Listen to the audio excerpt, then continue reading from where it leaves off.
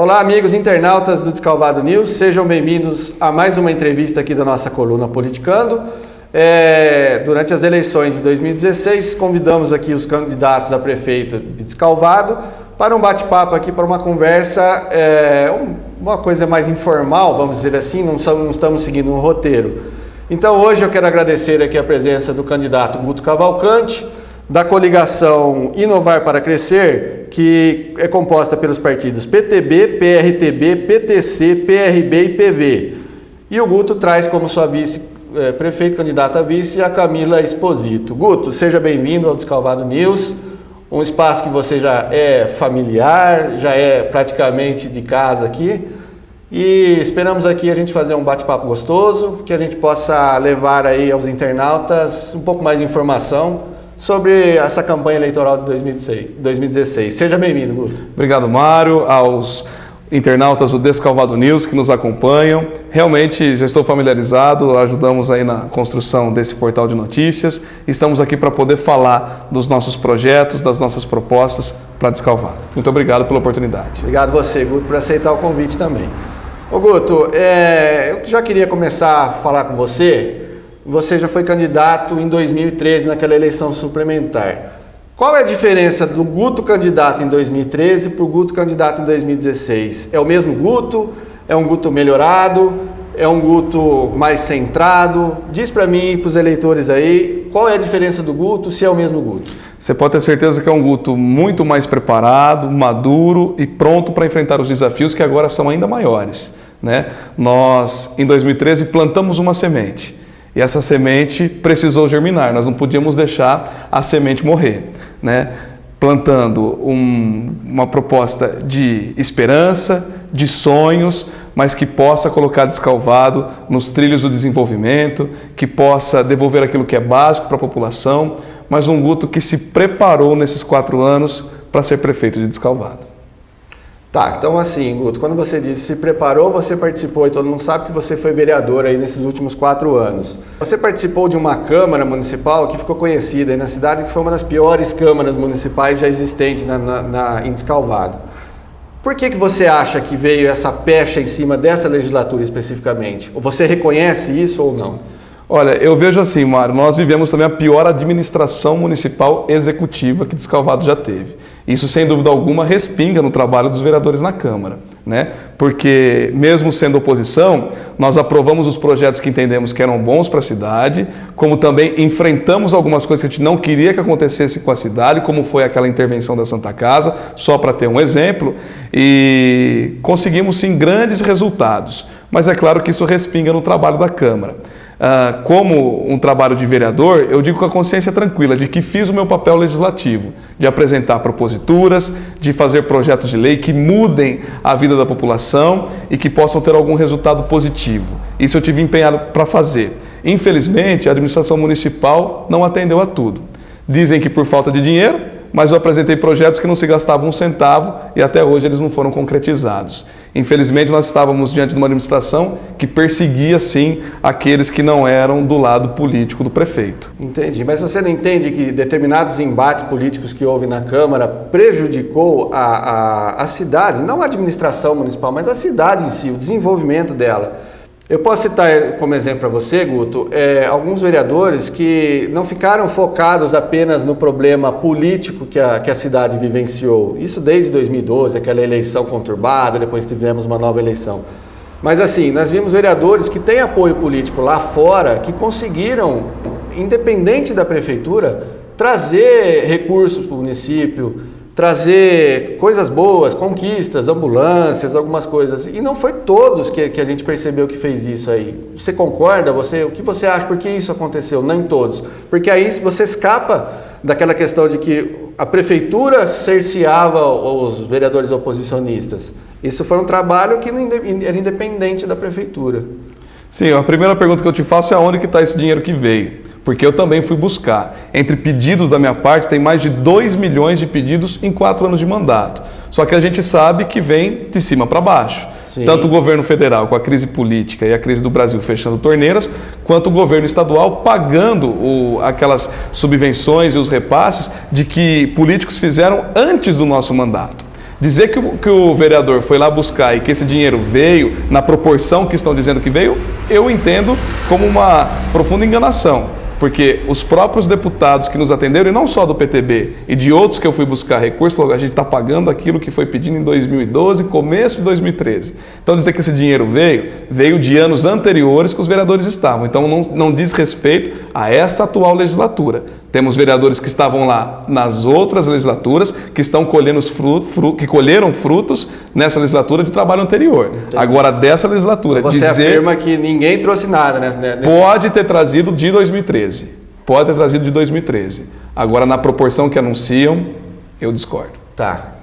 Eu lembro que você citar, por exemplo, um caso seu de guarda municipal com recurso. Consegui. Esse dinheiro não veio. Não veio porque a atual administração não quis buscar. E o secretário da época me disse que não era interessante para ele instalar a guarda municipal.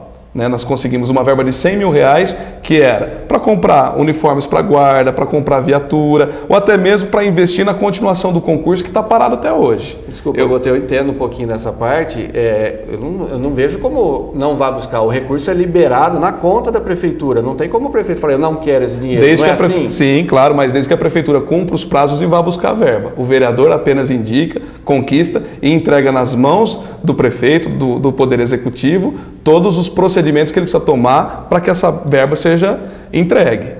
E eu fiz esse trabalho, não só da Guarda Municipal, como 140 mil para a saúde, que nós conquistamos através do Nelson Marqueselli, e todas as vezes eu fiz questão de entregar na mão do prefeito para que ele pudesse dar sequência naquilo que o deputado fez. Vamos para o próximo assunto, Guto. Focando em Câmara Municipal. Algumas coisas que aconteceram na Câmara, você acha que a oposição não passou um pouco do ponto? Por exemplo, vamos falar agora do reajuste salarial do funcionalismo.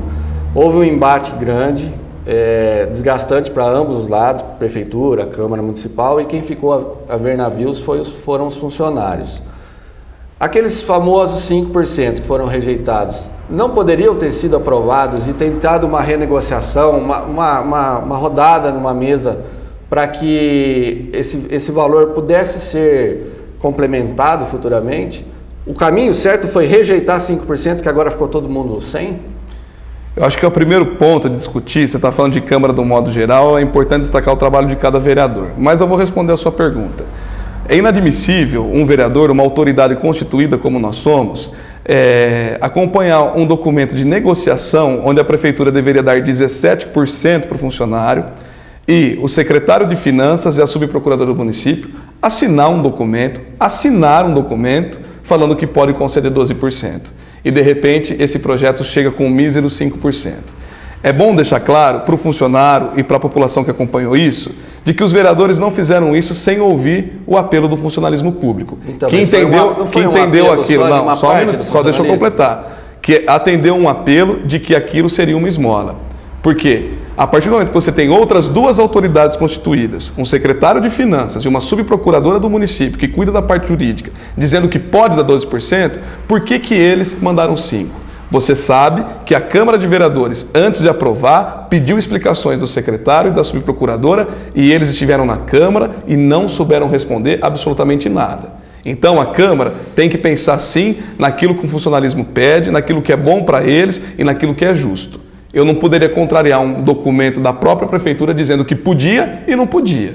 A gente não é bobo. Sim, mas nesse meio campo aí que você acabou de citar, houve pelo menos uma distorção do sindicato que concordou inicialmente com uma proposta e depois, na hora de revalidar ele, pediu uma coisa retroativa que dava mais do que a porcentagem. Não foi isso que aconteceu? Eu entendo relação Câmara e Prefeitura. A Prefeitura não cumpriu a parte dela em nos informar claramente o que precisava e a gente não ia aprovar projeto na dúvida. Simplesmente isso.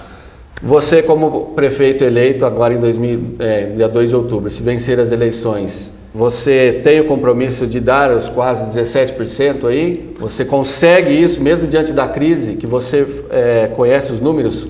Mário, eu tenho que ser muito franco porque eu não sou vendedor de ilusões. Eu acredito que os funcionários que ingressaram na Justiça ingressaram com todo o direito que eles têm de reaver aquilo que foi perdido. Vou me comprometer com o reajuste de 2017, porque isso já está previsto na lei orçamentária, mas quero sim chamar os funcionários para que a gente possa negociar esses pagamentos atrasados. Chegar e dizer que eu vou pagar tudo dia 2 de janeiro seria uma tremenda mentira e uma promessa falsa. O que eu quero é pé no chão e mostrar para eles a realidade, chamar para conversar e vamos negociar com a possibilidade da prefeitura tudo aquilo que ficou para trás para que eles tenham aquilo que é de direito revisto e recolocado no seu pagamento. Tá, então você, em poucas palavras, afirma que é impossível de dar esse aumento. Imediatamente não tem como. Entendi. Mas tem que ter uma abertura de diálogo.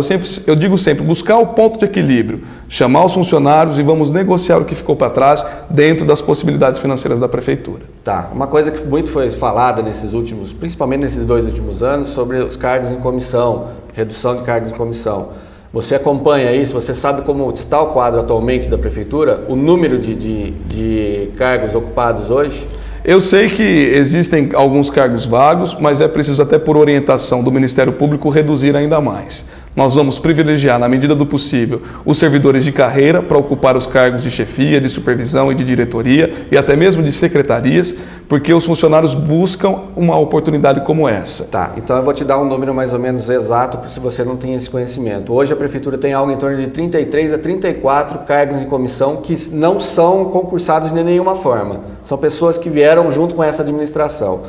Você acha que exonerando esses 34 é possível dar os 17% que todos os outros 1.000 e poucos funcionários precisam? Não, é preciso fazer ajuste e buscar o ponto de equilíbrio. Como eu disse anteriormente, é preciso... Mas o discurso não foi sempre a extinção dos cargos em comissão? Ô Mário, é claro que não é na totalidade. A gente não pode partir de um princípio de radicalismo. Eu sei que há o ponto de equilíbrio. E a atual administração e a crítica na Câmara, que é o que você deve estar se referindo, era justamente porque a gente não via políticas públicas de corte. Né? Por mais que a administração atual fale que cortou isso, cortou aquilo, a gente não via ações efetivas de redução de gastos. E a Câmara de Vereadores mostrou para a atual administração lá em 2014 que os cortes precisariam ser feitos de maneira gradativa para que pudesse fechar o mandato com as contas em ordem. Não fizeram, não ouviram a Câmara, não ouviram os vereadores. Né? Dizer que o vereador esteve lá apenas para criar polêmica é fácil, mas também não ouviram aquilo que a gente sugeria. Quais seriam que você pretende, algumas dessas recomendações que você A própria pretende? redução desses cargos de confiança. Que foi feito. Não foi feito, porque continuou a luz vermelha acesa. 32 cargos é o menor número ao longo de quantas? Você trabalhou na gestão do ex-prefeito Pannoni. Sim. Quantos cargos tinha em comissão? Mais quantos? Os 90 preenchidos. Essa tem 32. E a conta não fechou, precisava reduzir mais. Então, é isso que eu estou dizendo. Esses 32, no seu entendimento, supriria o aumento dos 17% de todos os funcionários, dos 1.000 e poucos funcionários. Eu já te disse e repeti, não é só isso. Isso é uma das medidas que precisam ser feitas para recompor o salário do funcionário. Agora, se tivesse feito isso antes, buscando um ponto de equilíbrio, buscando medidas de redução, inclusive essa, a conta teria fechado. Perfeito. Bom, Guto, vamos falar um pouquinho de uma futura administração se você vencer. Você tem pregado nas suas caminhadas, em seus programas de rádio aí, que a composição do seu governo vai ser com a participação dos servidores municipais. Esse é um discurso que eu acho que eu tenho ouvido de todos os candidatos, não é uma exclusividade sua. Eu acho que o papel é bonito, todo mundo, né? Inclusive uma frase que você sempre usou na Câmara lá, que o papel aceita tudo. Mas na prática mesmo, é possível dizer que hoje qualquer pessoa que trabalha na sua candidatura está fora do seu governo? Todos vão ser extraídos da sua administração internamente da prefeitura? O que eu posso dizer com muita tranquilidade é que todas as pessoas que me ajudam voluntariamente. É isso que é pregar inovação. É tão gostoso, Mário, de um alívio tão grande você ter pessoas ao seu lado muito competentes, que acreditam na inovação que você propõe e que não te pedem nada em troca. E isso nos dá um certo gás e uma maneira de poder respirar tranquilamente, porque essas pessoas que me ajudam sabem da situação financeira da prefeitura, porque eu não procurei elas somente agora na época da eleição. Elas acompanharam o meu mandato como vereador e não estão pedindo nada em troca para mim. Né? Pessoas que me procuraram somente agora, ainda bem, já estão trabalhando na campanha de outros candidatos, porque eu não precisei prometer nada para ninguém. E nós vamos fazer, porque dá para fazer. Secretaria de Educação, de Saúde, de Obras serão indicados por uma lista tríplice, escolhida pelos funcionários de cada área e a Secretaria de Obras também pela Associação dos Engenheiros. E as demais secretarias ouvindo, sim, os esportistas para falar do esporte. né, o pessoal do campo para falar da área da agricultura e dessa forma a gente poder montar um governo com pessoas técnicas e capazes. Me perguntaram assim, se uma dessas pessoas da lista tríplice que for escolhida pertencer a outros grupos políticos, você vai contratá-las? Eu digo o seguinte, passadas as eleições, o partido é um só, é descalvado, e se a pessoa mostrar confiança minha, da nossa equipe de governo e da população para estar naquele cargo técnico, certamente ela vai estar. E vou te dizer, quem me ajuda na campanha, ajuda porque quer ver a cidade funcionando bem. Porque a cidade funcionando bem, o comércio vai bem, as empresas vão bem, o emprego vai bem e tudo vai bem. Isso, agora você entrou no assunto que eu gostaria de falar. Como atrair empresas para Descalvado? Como gerar emprego, Guto?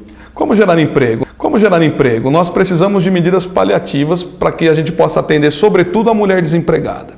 Né? O homem também está desempregado, mas nós precisamos desenvolver políticas de atração de empresas que contratem na maioria mulher. Nós mandamos um anteprojeto de lei para o prefeito que tira um entrave da lei de atração de empresas de Descalvado, que não permite que o empresário que se instala aqui deixe a área como garantia por um empréstimo no BNDES, por exemplo. O atual governo não tirou esse entrave. Eu estou até hoje, Mário, esperando a resposta da prefeitura sobre o anteprojeto que eu mandei para a Câmara. O Guto prefeito vai tirar esse entrave da lei e vai procurar uma lei completa de atração de empresas para que a gente possa chegar. Que o município não perca um patrimônio da população se o empresário não pagar o financiamento junto ao BNDES e esse terreno, esse imóvel for devolvido para o BNDES em garantia do empréstimo dele? Mário, o município não perde? Nós tivemos algumas questões dessa na Câmara, porque para os empresários que a Prefeitura quis fazer isso, ela fez. E nós estivemos favoráveis a isso também. A questão é de lógica. Como pode um empresário se instalar na cidade e prometer investir R$1 milhão e vai investir R$1 milhão na sua estrutura e ele não puder dar um terreno de 50 mil, de 100 mil reais como garantia? Isso, infelizmente, é um erro de gestões passadas, que a gente tem conversado com os empresários e nos mostrado que essa lei, infelizmente, tem atravancado a vinda e a atração de novas empresas. Eu sei de empresários que iam gerar 50, 60 empregos que não vieram somente por esse artigo na lei. E de outros que se instalaram em Descalvado, que buscaram empréstimo e mostraram a que vieram a Descalvado e nos ajudam muito. Perfeito. Bom, Guto, você, assim como os outros candidatos, assinaram há uns dias atrás, lá na Ordem dos Advogados do Brasil, né, na subseção aqui de Descalvado, um documento compromissando a participar de uma campanha Eleições Limpas, né? Foi uma iniciativa da OAB em todo o estado de São Paulo. O Descalvado News foi convidado pelo Dr. Fará para participar dessa campanha. Vocês assinaram, você como os outros candidatos assinaram. E a gente estendeu essa participação da OAB para essa série de entrevistas que nós estamos fazendo aqui agora. Então eu tenho aqui algumas perguntas que foram feitas pelos advogados. Eu vou pedir para que você sorteie duas, uma por vez, e a gente vai ler aqui para você responder essas perguntas aí. Ok. Então vamos lá. Quem serão os seus secretários de Finança, Administração e Procurador-Geral? Nós sabemos que já está tramitando na Câmara e uma recomendação da Constituição Federal de que o Procurador-Geral seja aproveitado do quadro efetivo dos procuradores concursados na Prefeitura. Passada a eleição, nós vamos conversar com eles para que a gente possa também, de uma forma democrática, escolher qual a pessoa mais se identifica com o nosso modelo de gestão. Eu pretendo, na Secretaria de Administração e Finanças, já propor uma unificação de secretarias, né? Porque a gente precisa cortar gastos da Prefeitura e voltar à Secretaria de Administração com finanças, englobando alguns serviços. E podem ter certeza, eu não tenho esse nome ainda, e nós vamos estar pensando junto à associação comercial, como eu disse, de uma maneira democrática. Associação comercial, pessoas ligadas à área financeira, que possam nos indicar e dar um horizonte das pessoas que podem vir a compor esse cargo. Né? Só quero dizer uma coisa, o meu secretário de Administração e Finanças, ou um outro nome que nós vamos dar à secretaria, será uma pessoa íntegra, uma pessoa que a gente pode dar a chave da nossa casa para que ela entre à noite, porque o que ela faz não é nada mais do que isso, é cuidar do dinheiro público, é cuidar do nosso dinheiro. E essa pessoa precisa, principalmente na área financeira, ligar para os nossos fornecedores para dar satisfação de como estão as suas dívidas, de quando que a Prefeitura pretende fazer o pagamento. Mesmo porque o secretariado depois é você na sua ausência. Depois, exatamente. Né? Qualquer ação que ele tomar, quem responde finalmente é você, o gestor final é você. Né? Então tem que ser realmente pessoa de confiança. Exatamente. Vamos para a segunda pergunta então. Candidato, como diminuir os gastos da máquina pública e sobrar recursos para investimentos em obras? A conta é muito simples, né? Nós precisamos buscar esse ponto de equilíbrio, até por isso que eu disse da pessoa do secretário de Administração e Finanças que nos ajude a fazer os ajustes necessários. Mas eu quero dar um exemplo. A saúde em Descalvado gasta hoje 33% do orçamento, 18% a mais do que a lei federal determina que se gaste. É óbvio que nós não vamos cortar gasto da saúde, mas nós precisamos saber aonde esse dinheiro está sendo empregado, porque a população não está satisfeita, né? Então, assim como na saúde precisa fazer uma política de ajustes, o mesmo nós precisamos fazer em outras áreas da prefeitura, para que a conta possa fechar no final e investir em obras. Mas é claro que a gente não precisa falar em obras magníficas. Eu digo na Secretaria de Obras e Serviços Públicos que é preciso devolver o básico à população. Nós não podemos, Mário, admitir que as nossas estradas rurais estejam mal conservadas, que as nossas ruas dentro da cidade estejam esburacadas. Nós precisamos de obras simples e que deem resultados imediatos para a população. Tá, e aí falando nisso, Guto, acho que só para finalizar, um assunto que a gente ainda não falou é educação. Educação, no orçamento da prefeitura, ela é obrigada a gastar 25%, né, dos recursos que ela tem. E a educação foi um dos assuntos que você, como vereador nesses anos, você questionou bastante, questionou o trabalho da secretária Ruth. Você foi um dos que parece, você me convence, me diga se eu estou errado, que foi contra a reforma das escolas, o dinheiro que foi investido, acho que foram R$1.400.000, algo em torno assim. Algo que não vinha acontecendo há várias gestões. Tinha escolas que eu me lembro que você mesmo, inclusive, falou que tinha paredes caindo, estava com risco de cair e tal. Você sabia das condições das escolas.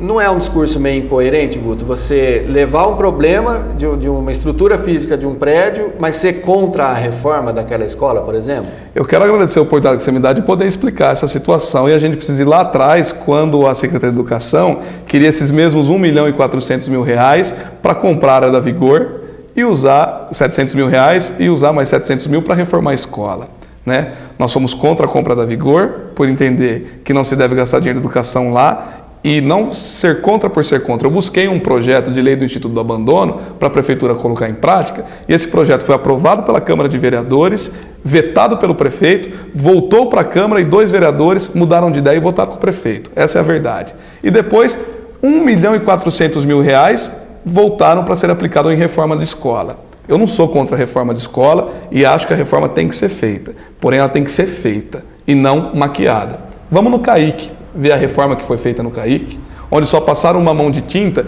e os problemas continuam lá de infiltração e de tantas outras. Antes de falar, é preciso conhecer. O que eu levei na Câmara eram os azulejos da escola Edna Maria do Amaral Marini caindo e colocando em risco as crianças que faziam uso dali, né? E uma aplicação de azulejo não custa R$1.400.000, onde trocaram telhas da MF Dirce Sartori por uma telha mais barulhenta e mais quente daquela que existia.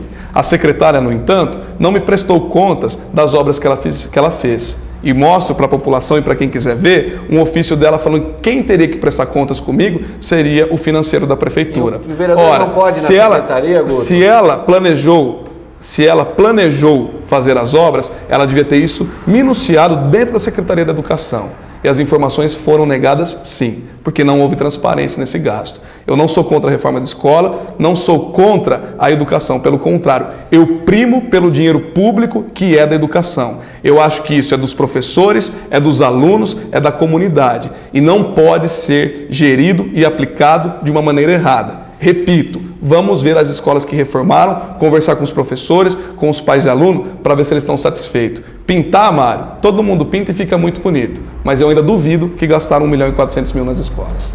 Então, pelo que eu entendi, você disse que houve alguma irregularidade, foi maquiada as obras. Eu não disse que foi. Eu espero até hoje a resposta da Secretaria de Educação que não me chegou. Então, o vereador não pode ir na prefeitura, não tem a liberdade para conferir isso? Tem. Ao invés de esperar isso vir? Tem, como a lei orgânica e o regimento interno da Câmara também nos faculta a possibilidade de pedir documentos, e esses documentos não forem entregues. E se ele não for entregue, por que não ir lá buscar? A lei me faculta, a minha opção é que esses documentos forem entregues a mim na Câmara e não foram. Entendi. Se não tivessem nada a esconder, poderiam ter mandado. Guto, o nosso tempo está estourado. Gostaria de agradecer a sua presença aqui no Descalvado News. Vou te dar um minuto aí para você fazer suas considerações finais. Muito obrigado pela sua presença. Uma boa sorte aí no próximo dia 2 de outubro. Obrigado, Mário. O Descalvado News, um veículo que eu tanto respeito, mas eu queria ter aqui a oportunidade de falar de propostas e não discutir apenas o trabalho que eu fiz na Câmara. Mas ele foi importante para que vocês possam ver que o Guto, vereador, está preparado para ser prefeito, que eu não vou admitir mau uso do recurso público, que eu não vou admitir a falta de transparência, que eu não vou admitir que a Câmara de Vereadores, que vai trabalhar comigo ano que vem, fique sem informações. Então é importante que a gente analise por esse ponto. A população pode ter confiança no nosso trabalho, porque nós temos sim propostas viáveis de acontecer, que são simples e queremos devolver o básico para a nossa população. A população não pode ficar sem limpeza pública, não pode ficar sem poda de árvores, não pode ficar sem remédio nos postinhos. Nós queremos trabalhar para que o básico seja devolvido e que a população esteja contente com o nosso governo.